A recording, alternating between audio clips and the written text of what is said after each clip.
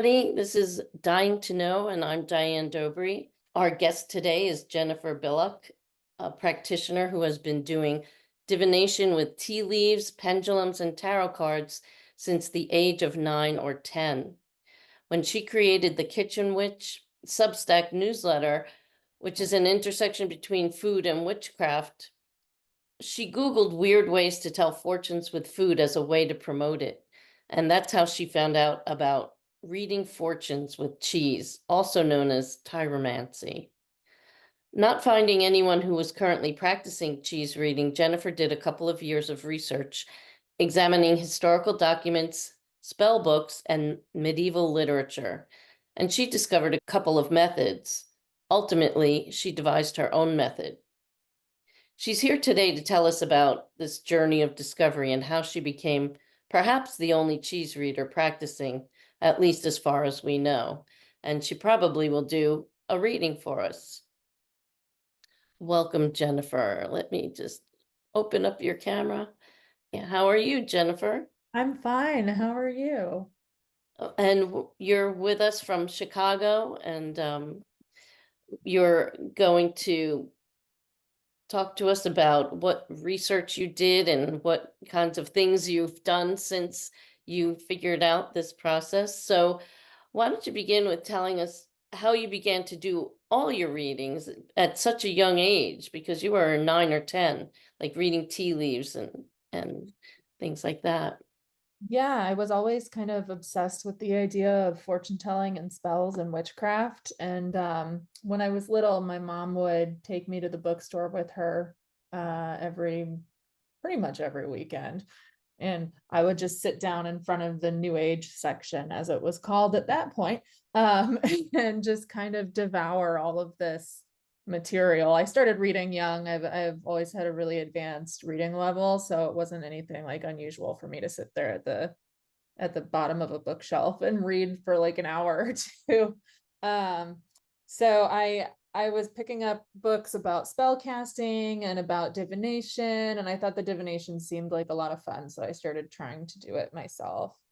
Um, and yeah, that's Did that's you have how any results from that at that age? I honestly don't remember. If I did, I'm sure they were not relevant to anything useful. It was probably like, did my friend steal my candy or something like that? Almost like horror astrology, which is, answering a question at the time you ask it, cast a chart. So you kind of Yeah, know what's the answer to that question. yeah, So exactly. did you have other people in the family that were doing these kinds of things? Is that what made you decide to sit in that section of the bookstore or the library?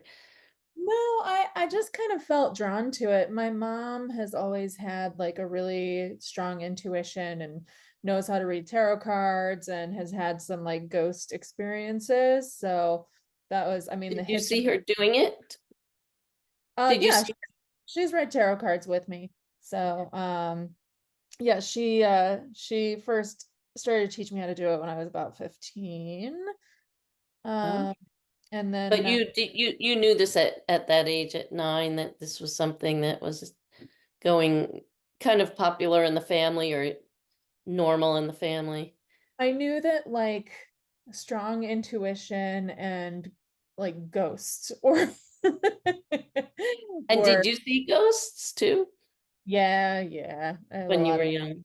with that when I was young and now, and I was a ghost hunter for a little bit and so that was Oh. fun. Um, but yeah, so I mean the foundation was there, and then as far as like the witchcraft and the divination, that stuff I kind of mostly picked up on my own. And then when you got older, did you do any formal studies on that, like through a course or? I tried, but I gotta tell you, I'm like the worst person on the planet for online learning. Like, if I had gone to school during COVID, I would have failed literally everything because I just can't concentrate and I'm such a procrastinator. I cannot like motivate myself to do it. So I Mhm. tried some courses and then I would get distracted and then I wouldn't do it. So I just kind of went like reading on my own, and like you could see like my whole selection of books here is like the Yes. entire New Age section is in my office. Do you have any one book that seemed to stand out as being helpful to you? Yeah, so my favorite one, the name of it is no longer culturally appropriate, but Oh, it okay. is called Secrets of Gypsy Fortune Telling. Okay. And that was one of the first books that I got. And definitely the first one that I was like obsessed with and read over and over and over again. And I still reference it today. And it really helped you figure out how to do what kinds of fortune telling did it talk about? Oh, that one I think has cards, it has dice, it has coins, it's got tea leaves, it's got like a ton in there. So that Really? was uh foundational research, I guess, Mhm. at that point. So then you began to do your readings at a young age. But what kind of research did you have to do to find out more about telling fortunes with cheese, and how similar is it to the other kinds of readings you do? Okay, well, so the research, I think you mentioned a little bit about it in the intro. I was just diving into old manuscripts, anything that would have mentioned cheese and magic, or the word tyromancy, or fortune telling or divination with cheese. There's a lot of searching with keywords. But I how have, did you find this to begin with, to even to do a search on it? how did I find the concept The of idea of tyromancy. Everybody I've mentioned this to says, I've never heard of anybody doing a cheese reading. So how did you even consider this as a research topic? Well, when I started my newsletter, I wanted to think of different ways I could promote it by saying, oh, you might read about this or you might read about that. And so I thought I already had a foundation in divination and I already had a foundation in writing about food. So I thought, how can I combine these? So I Googled weird ways to tell fortunes with food and it pulled up a big list. Um, and the majority of them were practices that are no longer around, but I was just reading down the list and I found cheese and I was like, well, I love cheese, so this is perfect. That should work, right? So Yeah. then, where did you find your research? What kinds of things did you find in doing this research? So I first looked through all of the books on my shelves back here. Um, I have a couple like 14th and 15th century grimoires from Iceland. Wow. Um, and so there were a couple mentions of stuff in there. I can't remember exactly what. I know there is one where like supposedly you would give a piece of cheese to someone that you loved and that would make them fall in love with you if they ate it. So that was one I got from those books. Like a spell, just put a spell Yeah, on the yeah, cheese. like putting a spell on them. I did a lot of search in older literature for cheese magic or books somehow related to astrology, divination, magic, anything like that. So a lot of looking in the Library of Congress, a lot of looking on Wow. the deep corners of the internet. um, Wow. and So tar what did you ultimately find when you found something that had reference to this?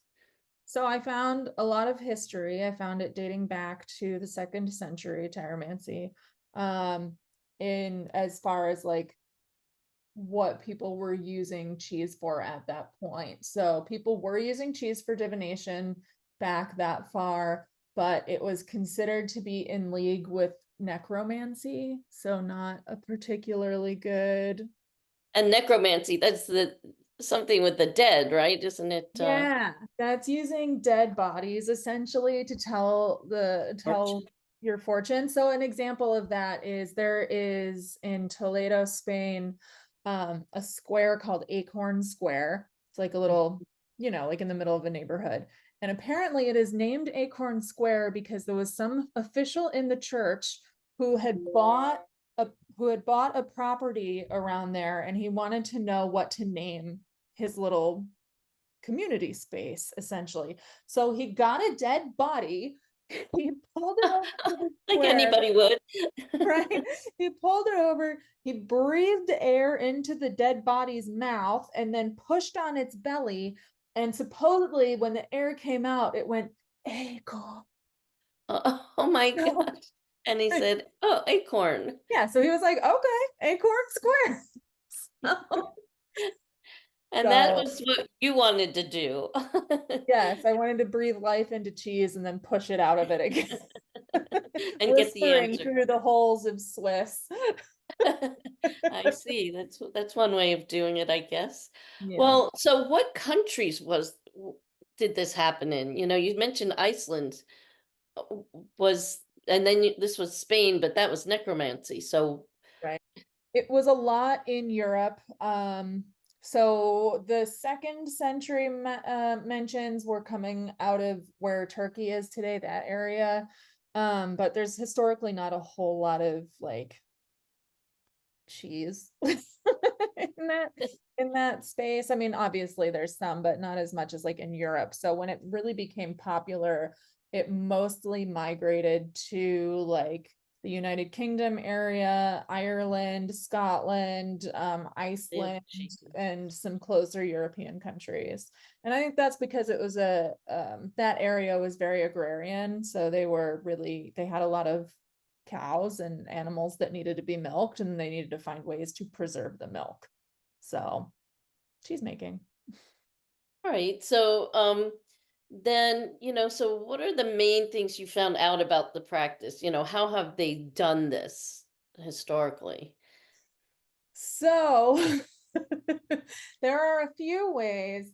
A lot of like in the Middle Ages, if you wanted to know who you would date or marry, you carved the names into pieces of cheese of the people you were interested in, and you left them out to mold.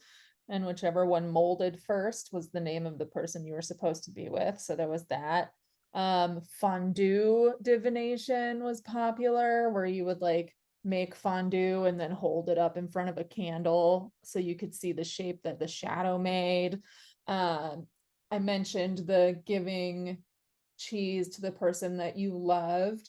You could supposedly have someone, you could supposedly make someone eat cheese late at night, and it was said to give them nightmares.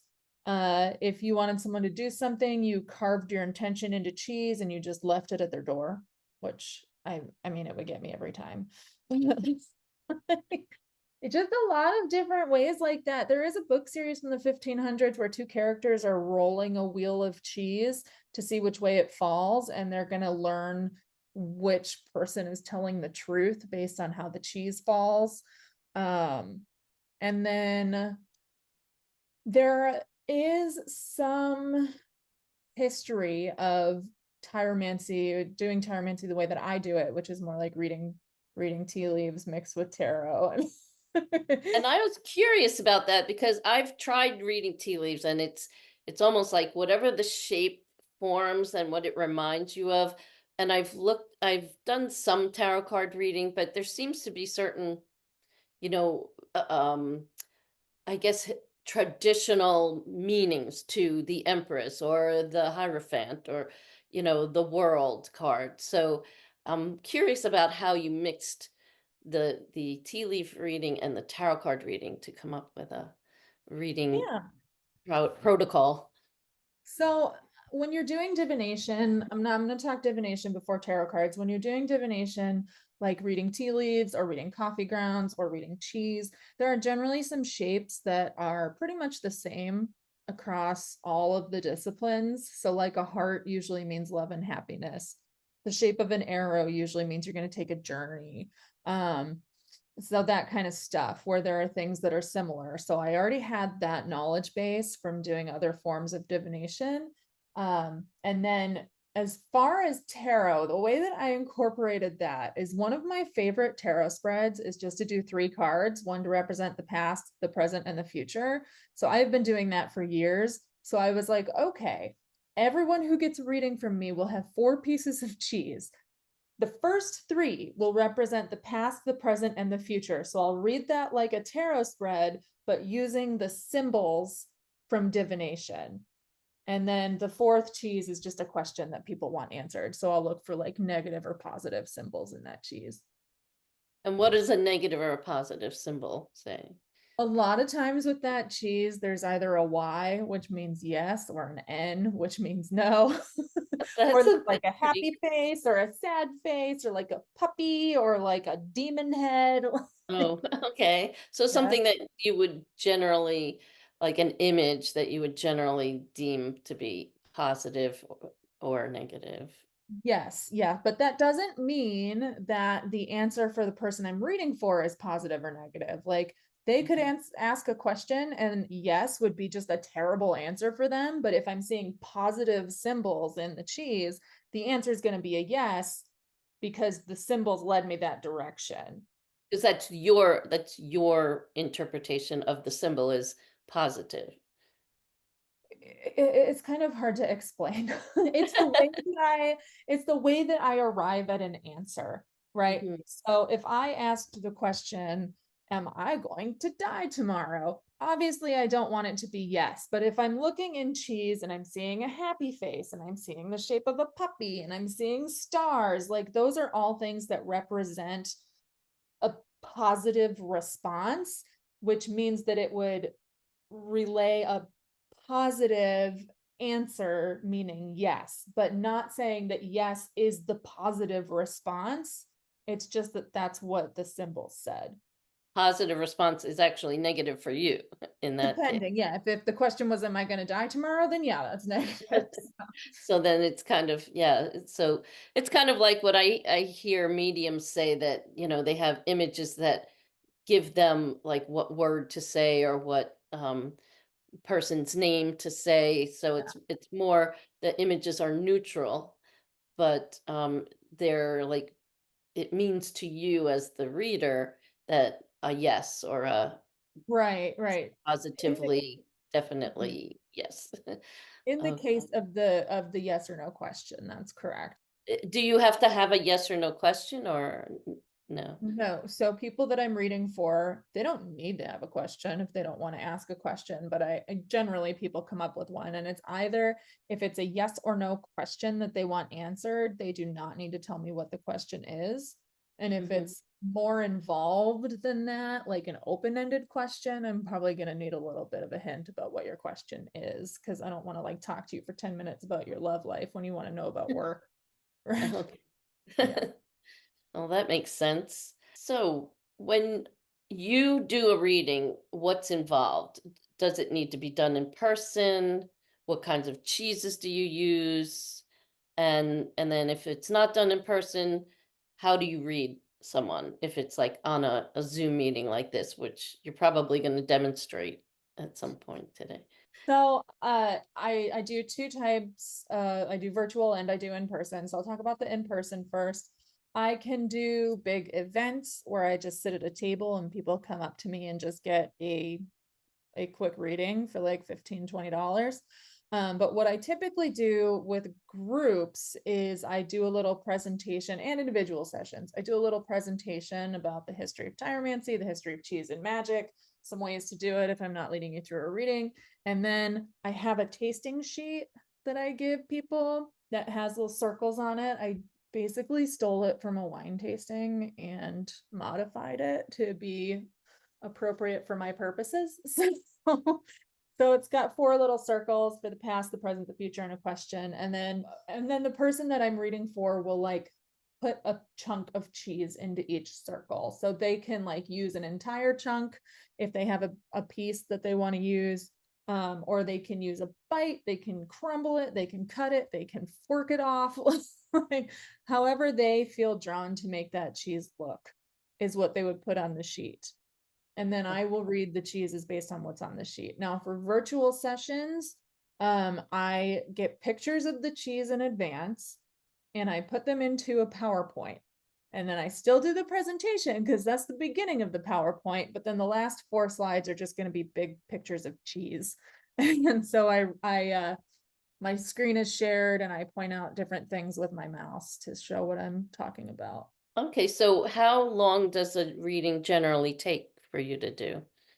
With the presentation, it usually for one person takes about an hour, 45 minutes to an hour. Without the presentation, it can, depending on how much you want to know, it can take as little as 5 minutes to as much as 30 minutes. So what kinds of information can people generally get from a cheese reading? So lots of information, pretty much any type. I've had information about people's careers. I've told people where they're going to go on vacation. I've seen planes. I've seen when someone's going to get a new pet. I saw that someone's dog recently died, which was a very sad moment for me to have that in my cheese or in their cheese because my dog had also recently died. So it was tough. But How did you see that in cheese? so it was a symbol, it was a picture of a dog, but it Mhm. was um up near the top of the cheese where I would equate like the intuition, the spirit realm, whatever. And then it was set into the cheese and had like a film over it of like really thin cheese. So that Oh, yeah. so there Um was a veil between that image and you or the reader, the exactly, person exactly. you were reading. Wow, that's interesting. Like, if somebody said, "Well, where should I live?" Could you do something like that or Yeah, yeah. I've been able to tell people, like someone asked me once where they were going to move, and I was like, I'm looking at their cheese. I'm like, you should move to Colorado, or I see a place with mountains, or I see somewhere on the shore, or like by the lake, or like a letter L is in the name of the state, or something like that. So, yeah. okay. So are you teaching other people how to do this practice at all? Yeah, so my workshops have kind of a instructional component to them. And then while I'm reading the cheese, I like to show people exactly what I've seen so that they can like understand what I'm saying and where it's coming from. So there is that instructional component of teaching people how to do it, but there's also like there's a something that I can't really teach, and that is things are popping into my head. I'm feeling a certain way when I'm thinking certain things and when I'm saying certain things. And that's something that I think is more Some attributed to intuition, maybe. intuition. Yeah. So do you read yourself ever? Do No, you ask, you no, no. you don't ask questions and then cut some cheese and get a reading? No, I want to continue to enjoy cheese. I know I do tarot readings for myself, and they're always like, you're an idiot. And I don't want the cheese to do that because then I'm going to be like, well, you're an idiot, cheese. And then you won't like that cheese anymore. Exactly. So you're going to do a demonstration, but before that, how can people reach you to sign up for a reading? I did show your website in the beginning. I'll show that again at the end. And you have a Substack. Is there a fee to your Substack, first of all? No, it's free. There used to be a fee, and then I stopped updating it, and I didn't feel appropriate charging people. So, So um, people can read about your tyromancy. What do you write about? Like sessions you've had or readings you've done? yeah, I haven't the last time I updated it, I think, was because I did a partnership with Snickers and the NFL where I was reading bites of Snickers bars. And was Um, it similar? yeah, yeah, it took some finessing, but it was a lot of fun. Um, Wow.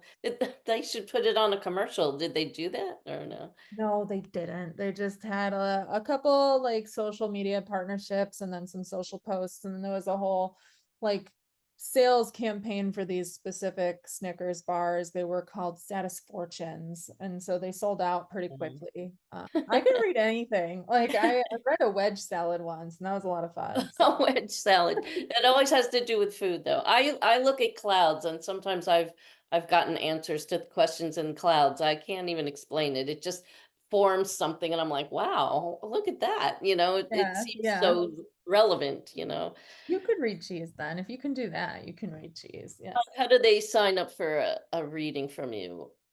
So, on my Substack, which is kitchenwitch.substack.com, there is a tab at the top for tyromancy, and the link to my calendar is in there, my booking calendar.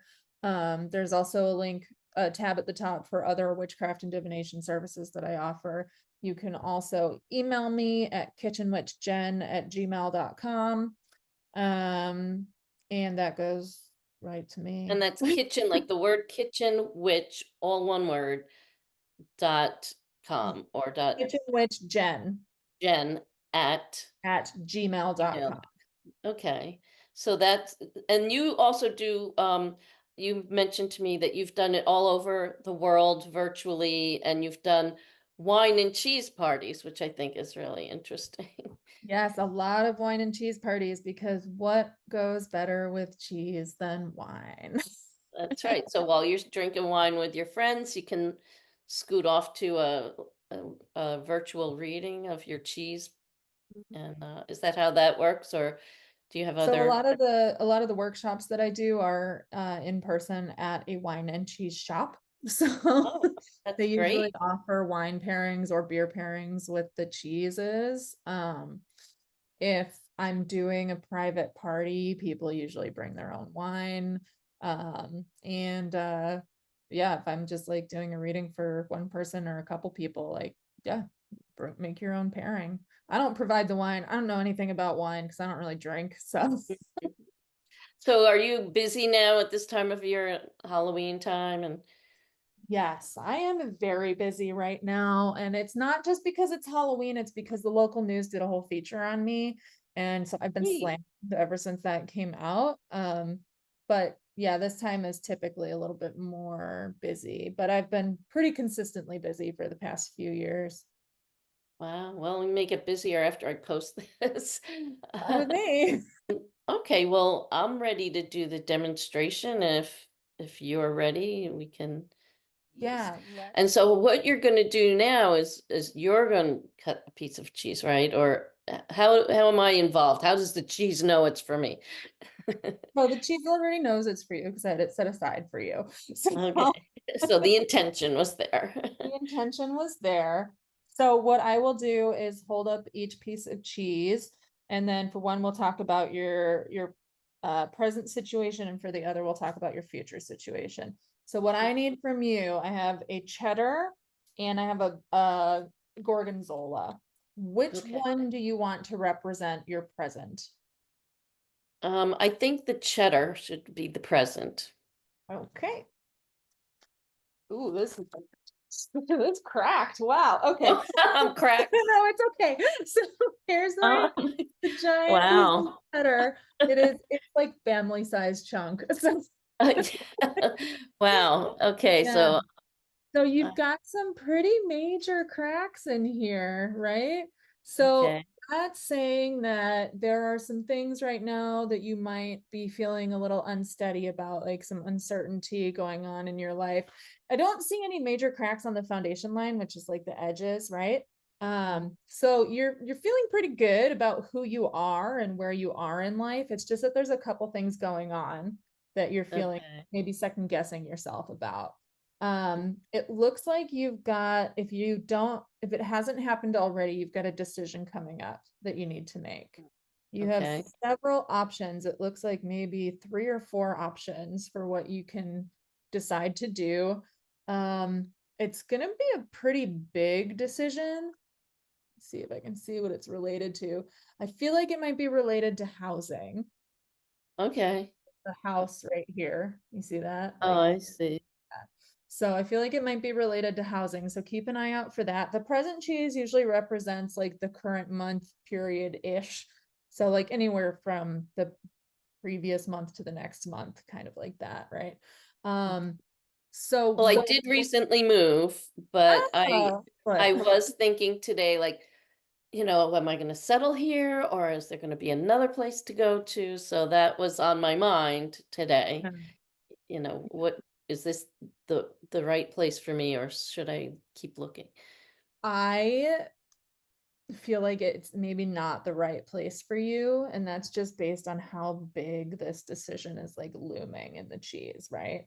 Um, and the light is on in the window of this house here. Oh, The okay, light I is see. on. So Mhm. that's kind of a searching kind of Okay. situation, right? Um, so yeah, my advice for you with this piece of cheese is first of all to remember that you've got this really solid foundation that you can rely on. So if you're feeling unstable or unsteady, feel like I'm gonna hit somebody with this. It's so big. If you're feeling unstable or unsteady, just try to do some grounding exercises to like get in touch with yourself, get in touch with your intuition, do like a regular check-in every couple days for right now. There is maybe a lot going on, but I don't want you to use that as an opportunity to doubt yourself. So you can feel hectic, right? But like don't tell yourself that you've done something wrong or that you're making a bad choice just because things feel hectic. I mean, I do that to myself. So I don't, maybe that's relevant to you. But your foundation is strong. So just remember that you are just going through something and it's going to pass and you don't need to doubt yourself. And then think about what this housing situation might be and how you want to resolve it. Yeah. It So seems you like get a timelines kind of sense, or so I think you're going to want to make a decision, or you will end up making a decision about what you want to do in the next month, oh, like probably really? the end of the month.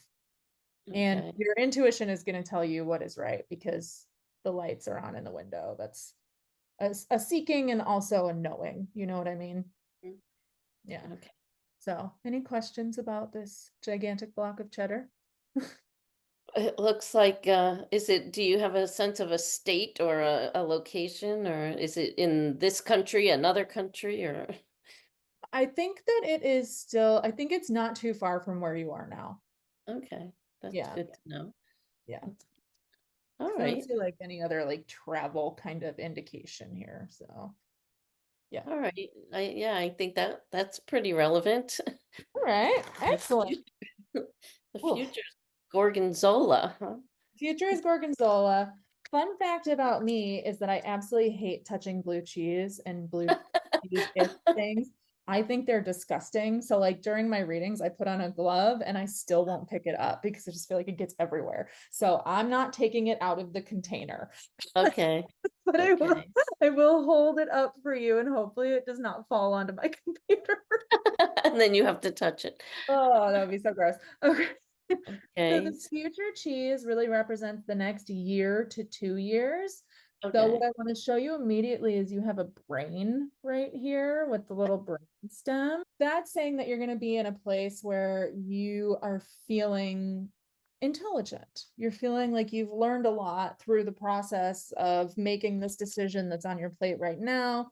You've learned a lot through going through those motions and really like steadying yourself when you feel like things were hectic, and you're going to be able to take that knowledge and move forward and use it in your future situation. And you can see because it's up here at the corner, it's kind of like shining down on the rest of your cheese. So it's just saying, hey, I'm here, I'm smart, I know what to do. And I know to listen to myself. You have, right? Let's see if I can get it out of the shadow. There's a face right here. Okay. Um, Is it a I positive? don't think you can see the shadow, but for me, it's smiling. But it Okay. also has like the letter S on its mouth. Okay. So I would consider that to be maybe some sort of secret that is that is making you happy, but that you're kind of keeping to yourself. So Okay. just a part of your personality that you're maybe choosing not to share with other people in the future, which I don't think is a bad thing. The only time it would become a bad thing is if you're trying to keep people out to the point of alienating them, right? So watch out for a secret you might have. What else do we have in here? You have in here, I don't know if you can see it. If I had to put the picture, Yes. there's a heart right in there. Oh, okay. So that's good. That is leading with love and happiness, but it is tucked into the shape of like how would I even do like it's just like a cat. Like a cat is just sitting there right here. And like it's Okay. cat or dog, some kind of companion creature, right? And Okay. because the heart is in it, that is you feeling very connected to some type of animal. So maybe if you don't already have a pet, you might get a pet, or you might really start to care about a friend's pet or a family member's pet or something like that, but it's just going to be important to you. You're going to take a trip somewhere. There's a plane right here. Okay, I see that. So, yes, and it's a trip to somewhere southern of somewhere further south of where you are now, because Yeah, there's a that's arrow true. pointing down next to the plane. And Okay, there's like a little star shape, like a starfish shape over here. So I would expect that you're going to go somewhere with a beach. Okay. okay, So things to keep in mind with this cheese is are that you are very intelligent. Your intelligence is just going to grow. And you're going to be able to spread that intelligence throughout your life so that you're doing things in a way that you feel more informed, right? Lean into whatever little furry friends are around you because they're there for love and for joy and companionship. Um, Enjoy your trip to somewhere southern from here okay. or from there. And and then I mean think about whatever you may not feel like you've got a secret in mind right now, but think about if something like that comes up and consider the benefits of maintaining a secret if it makes you happy versus sharing it, because you don't necessarily know if sharing it is going to make you happy too. So really kind of do some introspection if you feel like you're keeping something to yourself and like keeping other people away. Make sense? Yeah, so I am planning a trip to Florida in the winter because I Excellent. moved north. So like I got to get my Florida warmth in February or January.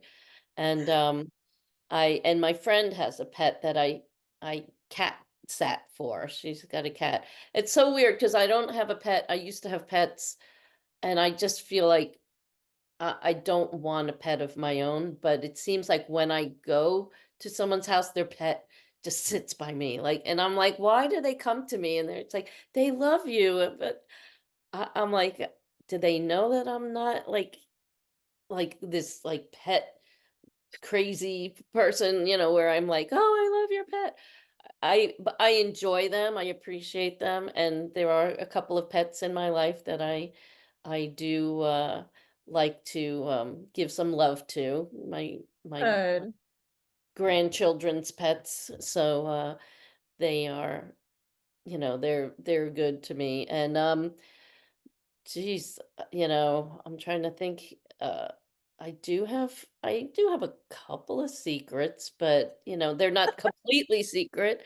And I'm wondering if I'm going to have another secret coming up in the future. So You might. definitely won't be pregnant, I'm way beyond that, but I didn't see any babies, so no babies. Okay, that's good to know. But the beach, yeah, Florida, my friends don't live on beaches, but I'm not far from the beach in Florida, so that would be nice to yeah, head to the beach for a day or two. that'd be fun. Yeah, so well, that's really good to know. I was thinking I would be going to Europe or the UK. I'm still trying to figure that one out, but Hey, there are parts of Southern Europe that are very beachy, like Italy, Spain. I was in Greece. Spain Yeah. last year. That was on by the water. Yeah. But yeah, you never know. I could I I mean, could it doesn't have to be in this continent. It's just as further south from where you further south. are. Right? Okay. Okay, Yeah, South Africa maybe. it's possible. Yeah. The Maldives. Oh, that There would be amazing. my friend goes there for he got married there and he goes there for his anniversary and I'm like, bring me next time. So My husband and I eloped in Antarctica, so it's like the polar opposite.